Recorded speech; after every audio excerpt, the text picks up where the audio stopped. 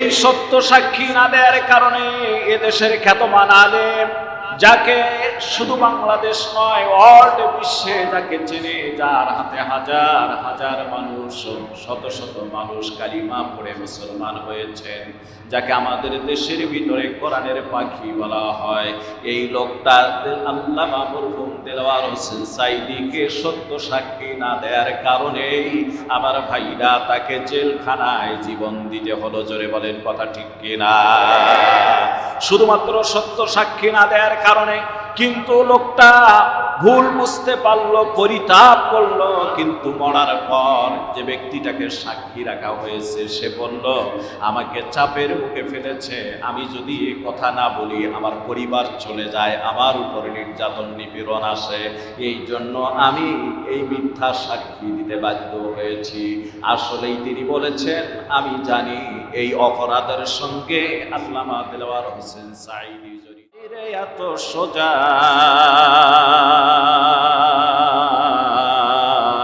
ইমানদার হয়ে বহে কেউ কি শয়তানির বোঝা? ওরে মুসলিম, তুমি ঘুমিয়ে পড়েছ, বিবেকে ঝুলছে তালা, রক্ত তোমার শিথিল হয়েছে পাপে অন্তর কালা। ঠিক কিনা? সুন্দর করে বলছেন, গভীর মনোযোগ দেন। আল্লাহ রাব্বুল আলামিন মানব জাতির কল্যাণ যে প্রত্যেকটি বিষয় কোরআন থেকে রেখেছেন তার দৃষ্টান্ত দেখুন। আল্লাহ কত সুন্দর বক্তব্য দিয়েছেন। আল্লাহ রাব্বুল আলামিন বলেন, ইয়া আইয়ুহাল্লাযীনা আমানু কুনু কাওয়ামিনা বিল কিসতি শুহাদা'a লিল্লাহ ওয়ালাউ আলা আনফুসাকুম আবিল ওয়ালিদাইনি ওয়াল আকরাবিন। জোরে বলুন সুবহানাল্লাহ। আল্লাহ সুবহানাহু তাআলা বলেন, হে ঈমানদারগণ, তোমরা ন্যায়ের উপর প্রতিষ্ঠিত হও, ন্যায় এবং সত্যের উপর প্রতিষ্ঠিত হও, আর আল্লাহর হস্তে তোমরা সত্য সাক্ষ্য দাও। জোরে বলুন সুবহানাল্লাহ। কত সুন্দর বক্তব্য। আল্লাহ বলেন, হে ঈমানদারগণ, তোমরা ন্যায় এবং ইনসাফের উপর প্রতিষ্ঠিত হও, ন্যায় সত্যের উপর প্রতিষ্ঠিত হও, আল্লাহর হস্তে সত্য সাক্ষী দাও। আল্লাহ পাক বলেন, যদি তোমাদের নিজেদের এবং তোমাদের পিতামাতা আর তোমাদের আত্মীয় স্বজনেরও ক্ষতি হয়, তবুও তোমরা আল্লাহর হস্তে সত্য সাক্ষী দাও। জোরে বলুন সুবহানাল্লাহ। সুবহানাল্লাহ বলেন। কত সুন্দর আল্লাহর কথা, যে কোথাও যদি তুমি কোনো সাক্ষীর মধ্যে পড়ে যাও তাহলে তুমি সদা সর্বদা সত্য সাক্ষী দিবা। সুবহানাল্লাহ বলেন। আর এই সত্য সাক্ষী দিতে গিয়ে যদি তোমার নিজের, তোমার বাবা মায়ের এবং তোমার নিকটতম আত্মীয় স্বজনের ক্ষতি হয়, তবুও তুমি সত্য সাক্ষী দাও। এই সত্য সাক্ষী যারা দিবে, আল্লাহর বক্তব্য হলো এই লোকগুলি সত্যের উপরে প্রতিষ্ঠিত থাকার কারণে লোকগুলি হবে জান্নাতি। আর যারা সত্য সাক্ষী না দিয়ে জীবনের ভয় করে, আমার ভাইরা মান সম্মানের ভয় পড়ে আত্মীয় স্বজনের সঙ্গে সম্পর্ক বিনষ্ট হয়ে যাবে, আত্মীয়র সাথে সম্পর্ক নষ্ট হয়ে যাবে, এই ভয় করে সে সত্য সাক্ষী থেকে বিরত থাকবে। আল্লাহর নবী অন্য হাদিসে বলছেন, এই লোকটা জাহান্নামী, জাহান্নামী, জাহান্নামী। জোরে বলেন নাউযুবিল্লাহ। আল্লাহ সুবহানাহু ওয়া তাআলা কোরআনে কারীমে কথাই পরিষ্কার করে বলছেন, ইয়া আইয়ুহাল্লাযীনা আমানু কুনু কাওয়ামিনা বিল কিসতি শুহাদা'a লিল্লাহ ওয়ালাউ আলা আনফুসাকুম আবিল ওয়ালিদাইনি ওয়াল আকরাবিন। জোরে বলেন আল্লাহু আকবার। আল্লাহ বলেন, হে ঈমানদারগণ, সত্য ন্যায়ের উপর প্রতিষ্ঠিত হও এবং আল্লাহর হস্তে সত্য সাক্ষী দাও। যদি তোমার নিজের এবং যদি তোমাদের নিজেদের এবং পিতামাতা আর নিকটতম আত্মীয়র বিরুদ্ধে যায়, তাদের ক্ষতি হয়, তবুও তুমি সত্য সাক্ষী দাও। জোরে বলুন সুবহানাল্লাহ। আজকে সত্য সাক্ষী নেই বললেই চলে। কথা বলেন না কেন? যারা সত্য সাক্ষী দেয় না, সাক্ষী থাকার পরও তাকে সাক্ষী যে কোনো বিষয় তৈরি করেছেন, এরপর ব্যক্তিটা সত্য সাক্ষী দেয় না, মনে রাখবেন এই ব্যক্তিটা জাহান্নামী, জাহান্নামী, জাহান্নামী। কে বলেছেন? নবীজি বলেছেন। কে বলেছেন? নবীজি বলেছেন। এ মুসলমান ভাইরা আমার, এই সত্য সাক্ষী না দেওয়ার কারণে এদেশের খ্যাতমান আলেম, যাকে শুধু বাংলাদেশ নয় ওয়ার্ল্ড বিশ্বে যাকে চেনে, যার হাতে হাজার হাজার মানুষ, শত শত মানুষ কালিমা পড়ে মুসলমান হয়েছেন, যাকে আমাদের দেশের ভিতরে কোরআনের পাখি বলা হয়, এই লোকটা আল্লামা মরহুম দেলোয়ার হোসেন সাঈদীকে সত্য সাক্ষী না দেওয়ার কারণেই আমার ভাইরা তাকে জেলখানায় জীবন দিতে হলো। জোরে বলেন কথা ঠিক কিনা? শুধুমাত্র সত্য সাক্ষী না দেওয়ার কারণে। কিন্তু লোকটা ভুল বুঝতে পারলো, পরিতাপ করলো, কিন্তু মরার পর যে ব্যক্তিটাকে সাক্ষী রাখা হয়েছে সে বলল, আমাকে চাপের মুখে ফেলেছে, আমি যদি এই কথা না বলি আমার পরিবার চলে যায়, আমার উপরে নির্যাতন নিপীড়ন আসে, এই জন্য আমি এই মিথ্যা সাক্ষী দিতে বাধ্য হয়েছি। আসলেই তিনি বলেছেন, আমি জানি এই অপরাধের সঙ্গে আল্লামা দেলোয়ার হোসেন সাঈদী জড়িত নাই। জোরে বলুন সুবহানাল্লাহ। কিন্তু মুসলমান ভাইদের আমার, তার ইন্তেকালের পর, মরার পর যদি সেই কথাটা বলে কোনো লাভ তো হলো না। এই জন্য বেঁচে থাকতে আপনার আমার ভাইরা, আমার বন্ধুগণ, সময় থাকতে আপনাকে আমাকে সদা সর্বদা যদি কোথাও সাক্ষী হন, সত্য সাক্ষী আপনাকে দিতে হবে। যদি আপনার জীবনও যায়, যদি আপনার উপর আক্রমণ আসে, নির্যাতন আসে, নিপীড়ন আসে, ইমানদার মুমিন হলে আপনি আপনার বাবার বিরুদ্ধে গেলে, ভাইয়ের বিরুদ্ধে গেলে, চাচার বিরুদ্ধে গেলে, ফুফুর বিরুদ্ধে গেলে, ফুফার বিরুদ্ধে গেলে, যার কারো বিরুদ্ধে যাক না কেন, যারই ক্ষতি হোক না কেন, আপনি সাক্ষী থাকলে সত্য সাক্ষী আপনাকে দিতে হবে। এর নাম হলো ইমানদার। জোরে বলুন সুবহানাল্লাহ। ইমান ইমান করো রে মানুষ, ইমান নয় রে এত সোজা,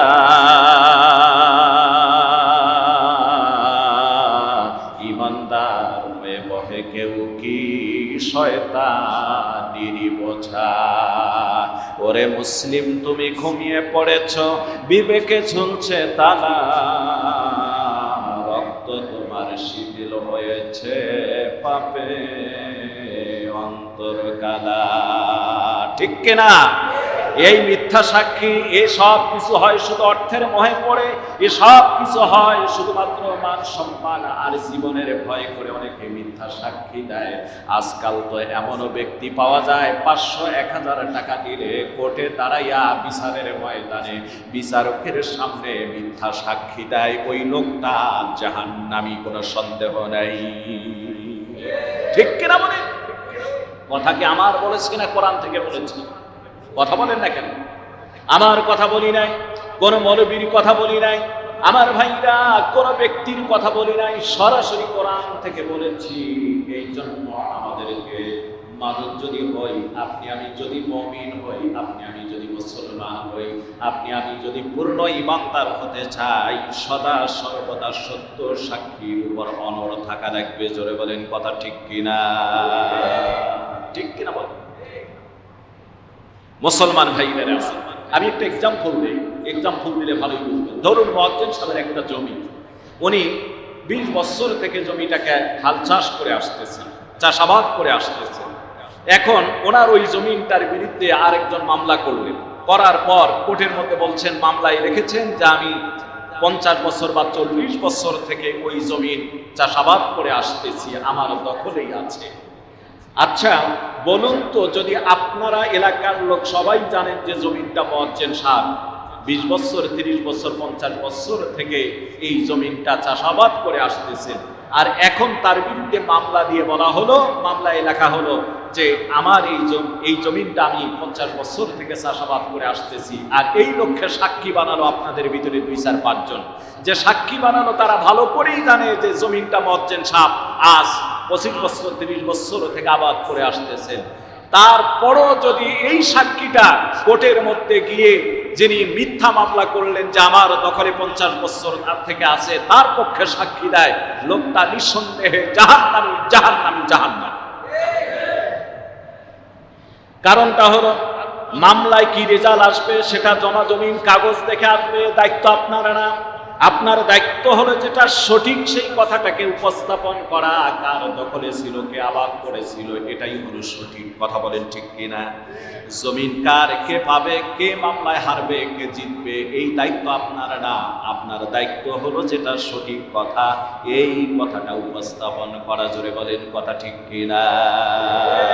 এ মুসলমান ভাইয়েরা আমার, আজকে আমাদের ভিতরে তা নেই, এই জন্য বড় আফসোসের বিষয় হয়ে দাঁড়ায়, বড় আফসোস লাগে। রাসূল কারীম সাল্লাল্লাহু আলাইহি ওয়াসাল্লাম একটা সুন্দর করে হাদিস বলেছেন, আজকে সমাজের ভিতরে ন্যায় পরায়ণতা নাই, আজকে সমাজের ভিতরে আজকে বিচার নাই, ন্যায় বিচার আজকে অনেক জায়গা থেকে উঠে গিয়েছে। আল্লাহর নবী, বিশ্ব নবী, মানবতার মুক্তির দিশারি কত সুন্দর করে বলেছেন। রাসূল কারীম সাল্লাল্লাহু আলাইহি ওয়াসাল্লাম বলেন, আনা আবি হুরায়রা রাদিয়াল্লাহু তাআলা আনিন নবী সাল্লাল্লাহু আলাইহি ওয়াসাল্লাম قال سبعة يظلهم الله في ظله يوم لا ظل إلا ظله إمام عادل وشاب نشأ في عبادة الله تعالى ورجل قلبه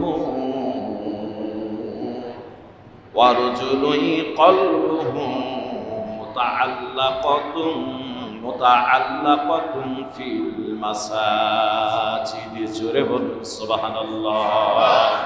হযরত আবু হুরায়রা রাদিয়াল্লাহু তাআলা আনহু থেকে হাদিস বর্ণিত আছে, তিনি বলেন, কিয়ামতের ময়দানে যেদিন আল্লাহর ছায়া ব্যতীত আরশের নিচে, আল্লাহর আরশের ছায়া ব্যতীত আর কোনো ছায়া থাকবে না, ওই দিন আল্লাহ রাব্বুল আলামিন 7 ব্যক্তিকে তার আরশের নিচে ছায়া দান করবেন। জোরে বলুন সুবহানাল্লাহ। এক্সাম্পল দিতে গিয়ে কথাগুলি বলতে যাচ্ছিলাম মুসলমান ভাইদের আমার। আল্লাহর নবী বর্ণনা করেন এই 7 ব্যক্তিকে আরশের নিচে ছায়া দিবেন, আর সেদিন আল্লাহর ছায়া ছাড়া কোনো ছায়া থাকবে না। আমার ভাইরা, আমার বন্ধুগণ, তার ভিতরে প্রথম ব্যক্তি হলো ওই নেতা, ওই ইমাম, ওই নেতা, ওই বিচারক, যিনি সদা সর্বদা সত্য, ন্যায়, ইনসাফ কায়েম করে বিচার করে। জোরে বলুন সুবহানাল্লাহ। আমার ভাইরা, প্রথম নাম্বার হলো, তাহলে প্রথম নাম্বার বলা হলো ন্যায় পরায়ণ বিচারক। সুবহানাল্লাহ বলেন। এখানে নেতা শব্দ ব্যবহার করা হয়েছে, এই জন্য নেতা শব্দ ব্যবহার করা হয়েছে। সমাজে যত বিচার হয় এই বিচারগুলি আদালতে করে হাকিমরা, আর সামাজিক বিচার করে অধিকাংশ নেতারাই। জোরে বলেন কথা ঠিক কিনা? ঠিক কিনা বলেন? এই নেতা যদি ন্যায় পরায়ণ হয়, এই নেতা যদি হক বিচার করে, সঠিক বিচার করে, এই লোকটা সেদিন আল্লাহর আরশের নিচে ছায়া পেয়ে যাবেন। জোরে বলুন সুবহানাল্লাহ। আমার ভাইরা, বড় আফসোসের বিষয়, আদালত থেকে শুরু করে নিয়ে গ্রাম্য পর্যায়ে অনেক জায়গার ভিতরে এই ন্যায় বিচার নাই। লোকগুলি কোরআন হাদিস জানে না, জানলেও এর উপর আমল নাই। দুনিয়ার পিছনে পড়ে ঘুষ খাইয়া এক বিচার অন্যদিকে রায় দিয়ে দেয়। জোরে বলেন কথা ঠিক কিনা? এই লোকগুলি জাহান্নামী হবে। জোরে বলেন ঠিক কিনা? এই লোকগুলি জাহান্নামী দামি হবে, কোনো সন্দেহ নাই। 2 নাম্বার, বিশ্ব মানবতার মুক্তির দিশারি রহমাতুল লিল আলামিন বলেন, আল্লাহর আরশের নিচে ছায়া পাবে ওই যুবকরা, যে যুবকরা তার যৌবন কাল থেকে শুরু করে নিয়ে ইবাদত বন্দুকির আর আল্লাহর দাসত্বের ভিতরে কাটায় দিয়েছে যৌবন কাল। জোরে বলা যাবে কি সুবহানাল্লাহ? আজকের যুবক তরুণদেরকে বলতে চাই, ও যুবক তরুণেরা, ও সোনার সন্তানেরা, যদি আল্লাহর আরশের নিচে ছায়া পেতে চাও, যৌবন কাল তোমার ইবাদতে কাটাতে হবে, আল্লাহর আনুগত্য দাসত্বের ভিতরে। জোরে বলেন ঠিক কিনা? 3 নাম্বার, আল্লাহর নবী সাল্লাল্লাহু আলাইহি ওয়াসাল্লাম বর্ণনা করেন যে কিয়ামতের ময়দানে আল্লাহর আরশের নিচে ছায়া পাবে ওই ব্যক্তি, যে ব্যক্তিটার অন্তর মসজিদের সঙ্গে সব সময় সম্পৃক্ত, মসজিদের সঙ্গে তার সম্পর্ক। জোরে বলেন সুবহানাল্লাহ। মসজিদের সঙ্গে সম্পর্কের অর্থ হলো এটাই, সদা সর্বদা আজান হয়ে গেলে বান্দা মসজিদের দিকে চলে আসে, কোথাও আওয়াজ শুনলেই মনে হলো যেন আজান বুঝি দিয়েছে, আমাকে নামাজের প্রস্তুতি নিতে হবে। আমার ভাইরা, এই কলবটা মসজিদের সঙ্গে যার সম্পৃক্ত, এই লোকটা আল্লাহর আরশের নিচে ছায়া পেয়ে যাবে। জোরে বলুন সুবহানাল্লাহ। এ মুসলমান ভাইয়েরা আমার, বড় আফসোসের বিষয়, পরিষ্কার করে একটা কথা আপনাদের মাঝে বলে দিয়ে যাই। আম্মা জান হযরতে আয়েশা সিদ্দিকা রাদিয়াল্লাহু তাআলা আনহা থেকে একটা হাদিস বর্ণিত আছে। আম্মা জান আয়েশা বলেন, একবার আমরা কুরাইশরা বড় চিন্তায় পড়ে গেলাম। কিসে পড়ে গেল? চিন্তায় পড়ে গেলাম। আম্মা জান আয়েশা বলেন, কুরাইশরা বড় চিন্তায় পড়ে গেলাম, এই জন্য চিন্তিত হলাম যে মাখজুমি বংশের একজন সম্ভ্রান্ত মহিলা, মাখজুমি বংশের একজন সম্ভ্রান্ত নারী, এই নারীটা সম্ভ্রান্ত বংশের একজন নারী চুরি করেছে, যে কথা সব জায়গায় প্রচার হয়ে গিয়েছে, মাখজুমি বংশের অমুক সম্ভ্রান্ত পরিবারের অমুক মহিলাটা চুরি করেছে। আম্মা জান আয়েশা বলেন, আমরা বড় চিন্তিত, কুরাইশরা আলোচনা করতে আছে, কেউ কি এমন আছে যে রাসূলুল্লাহ সাল্লাল্লাহু আলাইহি সাল্লামের কাছে গিয়ে ওই মাখজুমি বংশের ওই নারীটার ব্যাপারে একটু সুপারিশ করবে। কুরাইশদের ভিতরে থেকে একদল বলা শুরু করে দিল, হ্যাঁ, এই কাজটা করতে পারবে। রাসূল কারীম সাল্লাল্লাহু আলাইহি ওয়াসাল্লামের প্রিয় পাত্র, তার পালিত পুত্রর সন্তান অর্থাৎ ওসামা ইবনে যায়েদ, ওসামা বিন যায়েদ পারবে রাসূলুল্লাহ সাল্লাল্লাহু আলাইহি ওয়াসাল্লামের কাছে সুপারিশ করতে। আমার ভাইরা, একদল কুরাইশ এসে হযরত ওসামাকে বললেন যে তুমি যাও নবীজির কাছে ওই মহিলার জন্য একটু সুপারিশ করো, সে তো চুরি করেছে, যাতে তার উপর বিচার কার্যটা হালকা করা হয়।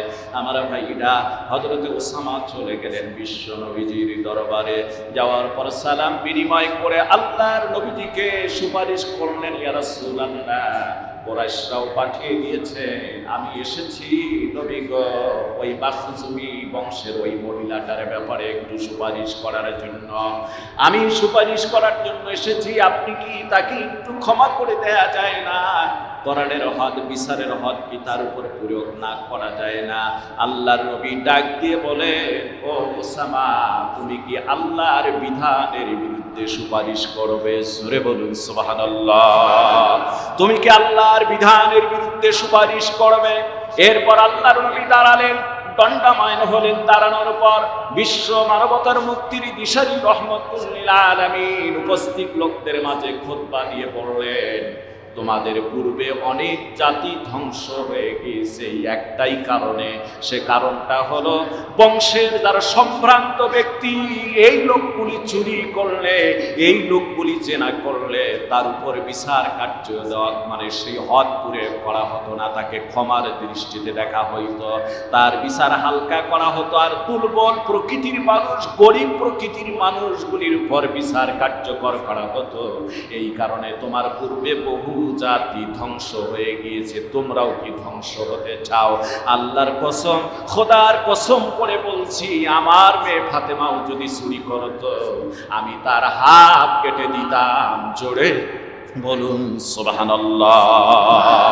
নবীজি বললেন, আমার মেয়ে ফাতেমাও যদি চুরি করতো, আমি তার হাত কেটে দিতাম। আল্লাহু আকবার বলেন। বুখারী মুসলিমের হাদিস। আল্লাহর নবী বিশ্ব মানবতার মুক্তি দিশারি কত সুন্দর করে ওসামাকে বুঝায় বললেন, ওসামা, এই অপরাধের কারণে এই একইভাবে অতীতের লোকগুলি ধ্বংস হয়েছে। ধনী আর সম্ভ্রান্ত নেতা টাইপের লোকগুলির বিচার করা হতো না। তারা যত আকাম কুকাম সমাজে করুক সেটা মাফ করে দেওয়া হতো গরিবদের উপর, শুধুমাত্র বিচার দুর্বলদের উপর বিচার করা হতো। ওসামারে শুনে নাও, আল্লাহর কোরআনের উপর তোমরা সকলে সুপ্রতিষ্ঠিত থাকবে না, ইনসাফের উপর থাকবে। আমি রাসূল বললাম, আমার মেয়ে ফাতেমাও যদি চুরি করতো, কসম আল্লাহর আমি তার হাত কেটে দিতাম। আল্লাহু আকবার। হে মুসলমান ভাইরা আমার, এর দ্বারা বোঝা যায় নবীজি কত ইনসাফ কায়েম করেছেন। সুবহানাল্লাহ বলেন। নিজের মেয়েও যদি চুরি করতো হাত কেটে দিত। বুখারী মুসলিমের সহিহ হাদিস। এ মুসলমান ভাইরা আমার, এর দ্বারা একটা কথা বলতে চাই, আজকে একটা অভিযান শুরু হয়েছে দুর্নীতিবাজদের বিরুদ্ধে। এই দুর্নীতিবাজদের বিরুদ্ধে অভিযান দুর্বার হোক, আপনারা চান কি চান না? যারা রাষ্ট্রীয় সম্পদ লুণ্ঠন করেছে, গরিবের হক মেরে খেয়েছে, যারা রাষ্ট্রের সম্পদকে, আমার ভাইরা, রাষ্ট্রের সম্পদকে রক্ত শোষার মতো খেয়ে রাতারাতি আঙ্গুল ফুলে কলা গাছ হয়েছে, এদের বিরুদ্ধে অভিযান করার দরকার।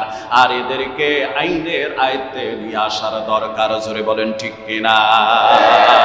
আমি বলছি মুসলমান ভাইদের আমার, আমি বলছি, আমি অন্তর্বর্তী সরকারের প্রধান থেকে উপদেষ্টাদেরকে বিনীত অনুরোধ করে বলবো, আপনারা যেমন বিগত দিনের মন্ত্রী এমপিদের সম্পদের হদিস নিচ্ছেন, খতিয়ে দেখতেছেন, তারা অবৈধভাবে যে সম্পদগুলি করেছে সেই সম্পদগুলি বাজেয়াপ্ত করে এই দুর্দিনে রাষ্ট্রের কাজের মধ্যে লাগায় দিন।